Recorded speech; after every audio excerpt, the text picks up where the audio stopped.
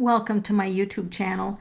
If you enjoy these videos, please be sure to click like and subscribe. And if you click the little bell, you'll be notified every time I upload a video.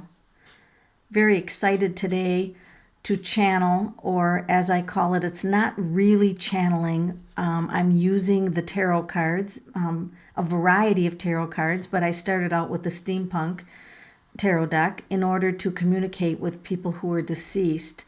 So I was very excited when I kind of got a nudge to speak with Edgar Cayce. A little bit nervous because the man, it was known as the sleeping prophet. He probably is the most well-known psychic on the planet and probably always will be. And I'd like to tell you a little bit about his life. Early on, Edgar and his grandfather were riding horses on a hot summer day near Hopkinsville, Kentucky. Edward was 4 years old. He was born on March 18th of 1877.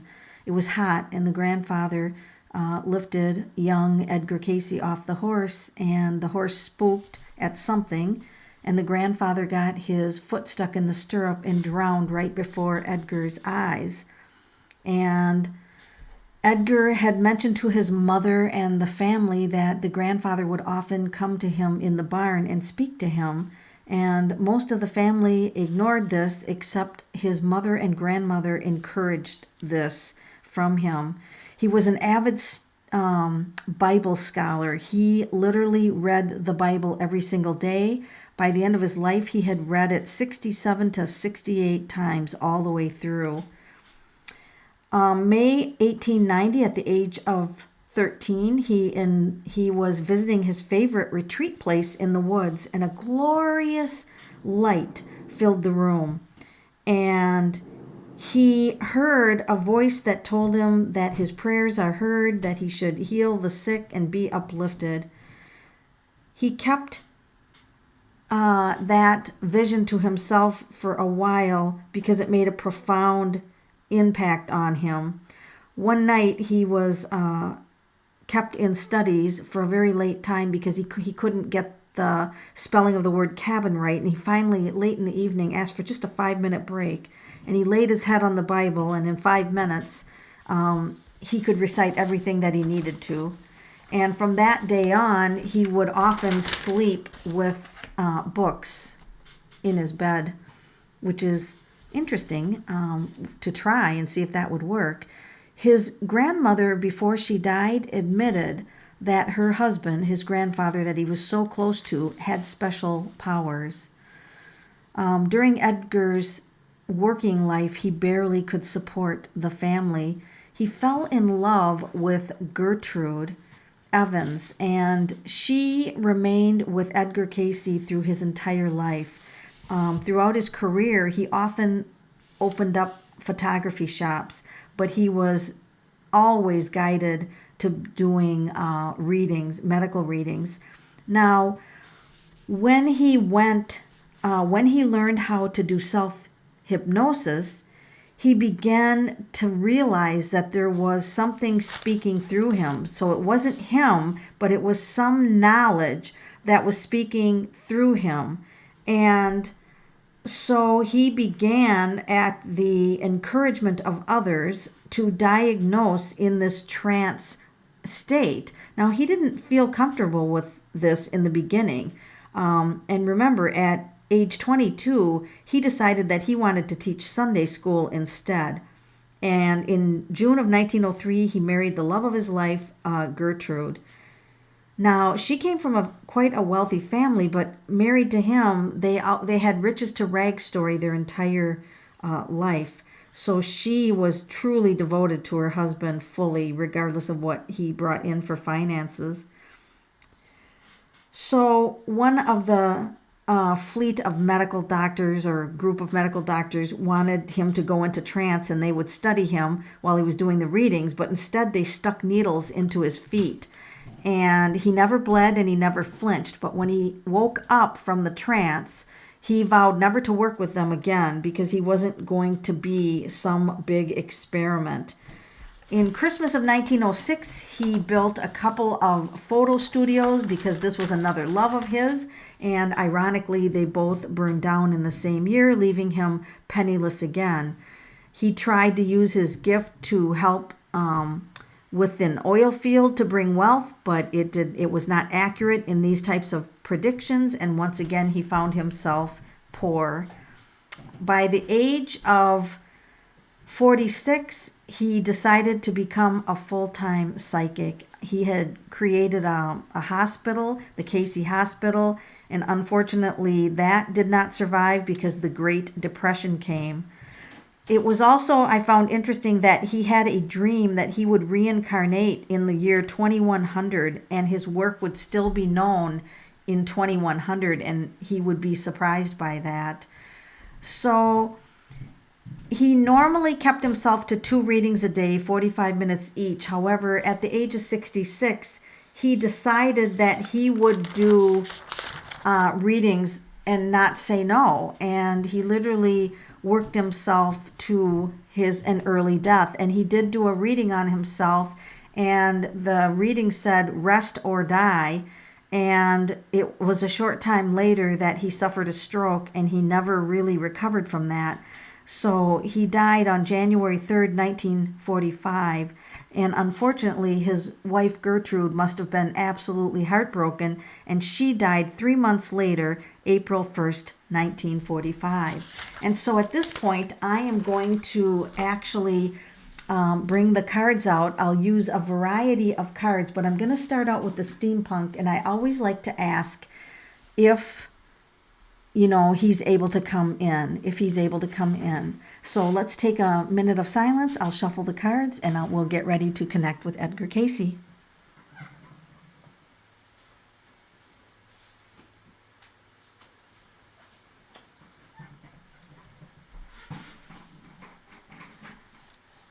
Edgar Cayce, are you willing to come in? Are you able to come in for this reading right now? Are we able to connect with you for this reading?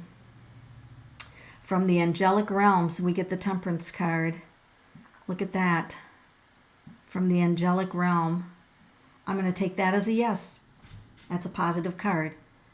Edgar Cayce, is there a message that you would like to start out saying? Is there anything that you would like to start out saying? So this is the world. He's still very much connected with the world, but he's very above the world, and he's still working with symbols. He's still working with symbols, and he's also working, this looks like sacred geometry, to tell you the truth. In the wheel card, I'm going to use a pointer here. It just feels like he's telling me that he's made some big advancements from being on the spirit side. The wheel is big change. He's made some big change. He is definitely working with sacred geometry and energy. Edgar Cayce, are you still planning on reincarnating in the year 2100? Are you still planning on coming back in the year 2100? He's not sure. He said that there is still a lot of sadness over his passing from his lineage. He said they're almost overwhelmed, and this almost feels like he's pouring out love to his family, because I feel like this is what this means, that he is going to wait until the whole family unit is over there, and then the ancestors that were fully aware of him, and then he will come back at the appropriate time. Yep, here's with the Page of Cups. This would be the children, the grandchildren, those who feel a very close affiliation with him. He is just sitting, he's waiting until everybody that they want to be with is over there. Are you continuing with readings on the other side? I mean, are you doing research, or do you still do some kind of readings from the other side? Okay, so he indicates there's a lot of people that call on him to shine the light, to shine his wisdom. So there must be people who bring in his energy and actually connect with him with an electrical. He says it's like an electrical current, and he can give them insights. He can give them insights and shine the light and do readings still on this earth plane with people who channel him. There's evidently people who are gifted at channeling him. And he's still helping the wounded. See the line with the wounded paw? He still has his love of being able to help people. And he's a healer. In fact, more than a reader, he wants to be known as a healer more than a reader. He was a healer. And did you ever meet the group that you channeled when you went in trance? Did you ever know who they were? Was that a group of beings, or what did you find out when you die about when you went to trance? Who was giving you all of that information? So he indicates that there was a couple of main guides, but there's also an all-knowing energy field. It's like an all-knowing energy field. But he did meet a couple of guides who had worked with him along with this all-knowing field. It's hard for the camera to focus on that, but this is an energy field.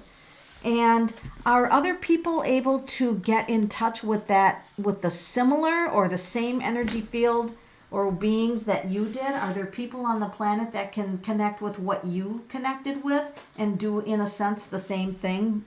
The tower. So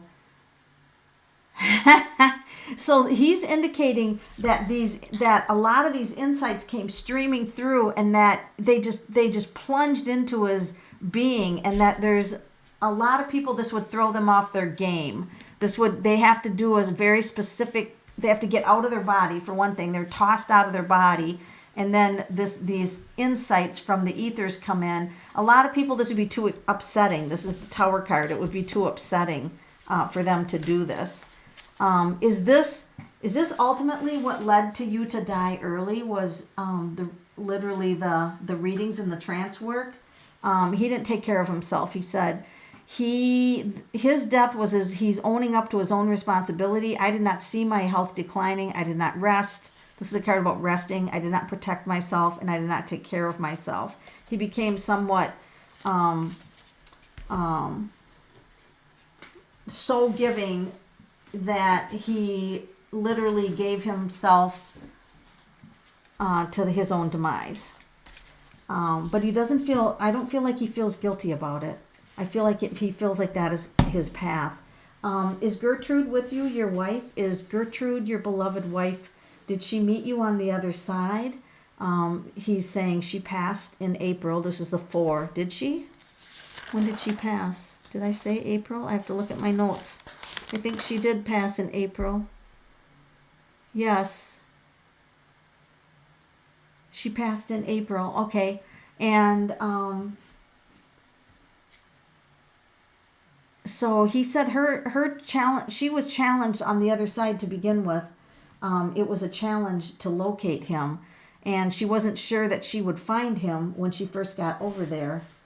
And so there was a little bit of chaos in the beginning, but she did find him, and it was at the right timing. So she just had to go through some kind of a cleansing on her own, or some kind of a healing, or some kind of a journey, and then she was able to meet with him and find him. So what would you say, what would your group say, or what would you say about this COVID-19 virus that we're suffering with now? If you were to give a reading on this specific virus, is it different for each person? You would do individual readings, or is there kind of a group knowledge that we can have about this virus? He said he's offered to help, but it hasn't been received by anyone. So here he is offering kind of a solution, but the closed arms, they're not open to what he's offering. So he's already come up with the solution to that, and it's not been listened to. Look at this. They're both holding cups. They're both holding cups. This is a liquid. This is communicating with spirit, getting the message, communicating with spirit, and then concocting the remedy. Feels like it has something to do, hand on a cup, hand on a cup. Would this be something that's liquid that we would ingest? There he is, handing a cup to somebody. It's a remedy, but it's a natural remedy. See the flower in the cup? It's nature's remedy. Oh God, he's giving me a phrase. When nature harms, nature heals. When nature harms, nature heals. Here is the person giving them the remedy, and there's flowers in the cup. So I feel like this is a remedy that is natural. It's not like man-made remedy, or it has some flower or nature-based feeling to it. And is this virus going to go away? Is it going to leave completely? Will it be completely gone? Oh my gosh. Look at all these hands with cups on them. What are you trying to tell me? Because now I'm baffled. All these cards have hands holding cups. This is the master remedy. Like he's trying to give the remedy. There's chaos everywhere and he's trying to give the remedy. Something in a cup. So it's going to go away. Now here the hand is open, still have a cup. But it feels like this is going to go away. This is going to go away. So it's not going to hang around forever. So that's the good news. Oh, boy, am I ever glad to hear that.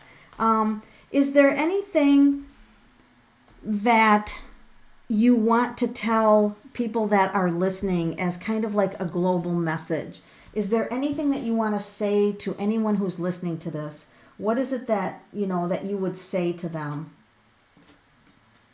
This is the Empress, and she nurtures herself. And be proud of your lineage. Be proud of who you are. And wear your heart, where everybody can see it. In other words, project kindness and love to people. And yet, this is also being proud of your lineage, of who you are, and being creative.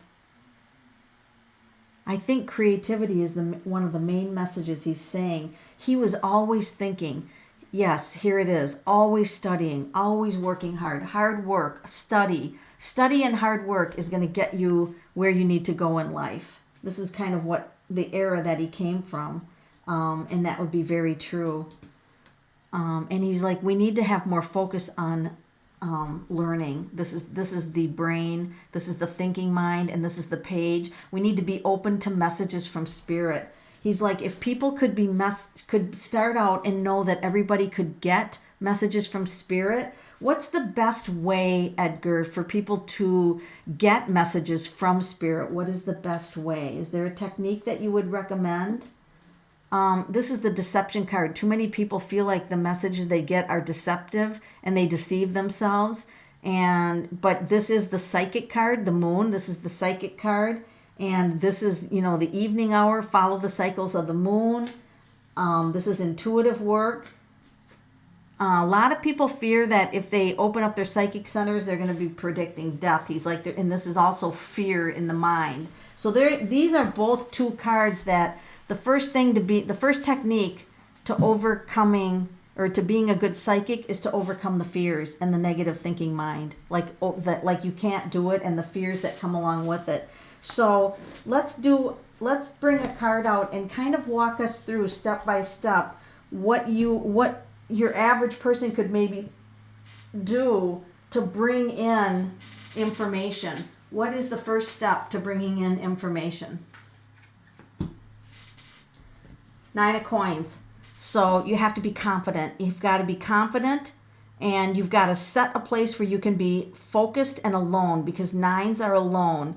So you've got to have your focus. So you've got to find a place where you can be alone and you can have some time to really focus on what you want to do. The Ace of Pentacles, this is coins, but that's Pentacles. Once again says you have to be open and willing to try something new and allow yourself to go wherever spirit takes you. In other words, you can stay grounded in the physical earth like the Ace of Pentacles would, and yet you can still very much tie into spirit. So get some kind of grounding so that you're grounded.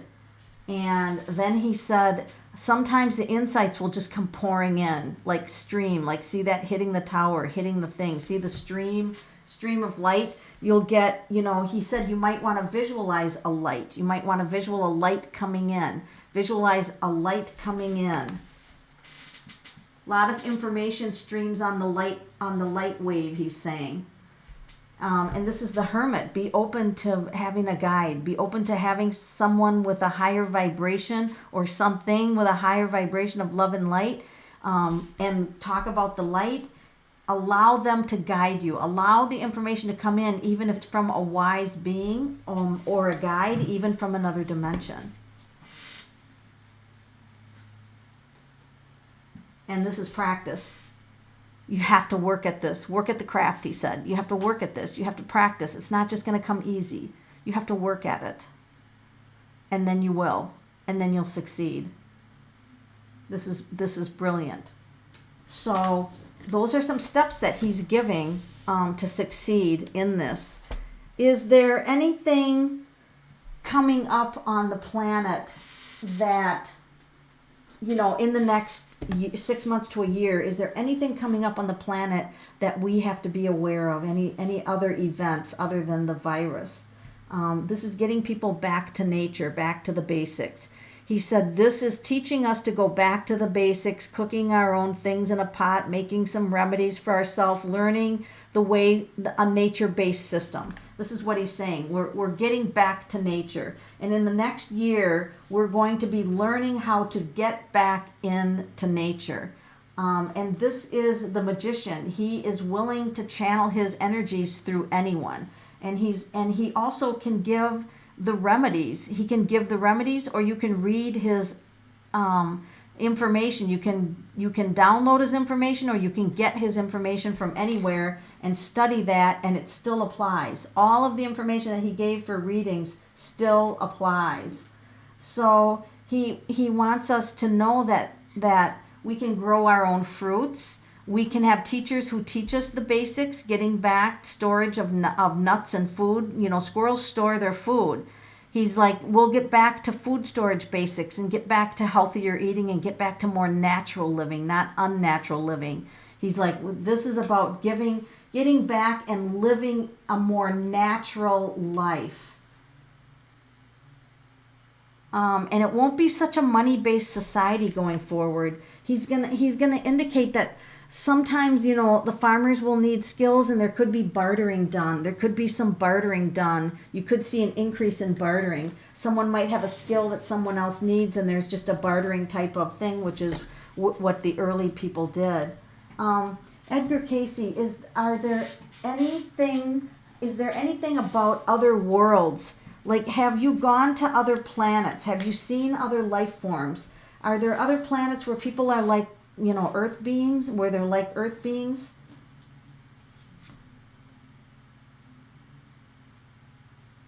Three of Swords.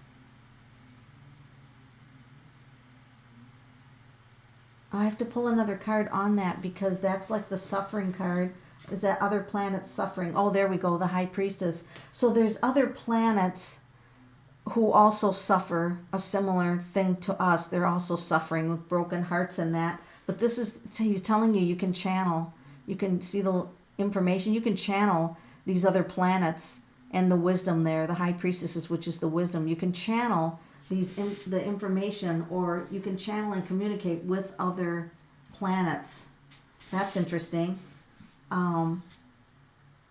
Oh gosh, and then we have other planets. We've got planet Earth here. We've got the sun here.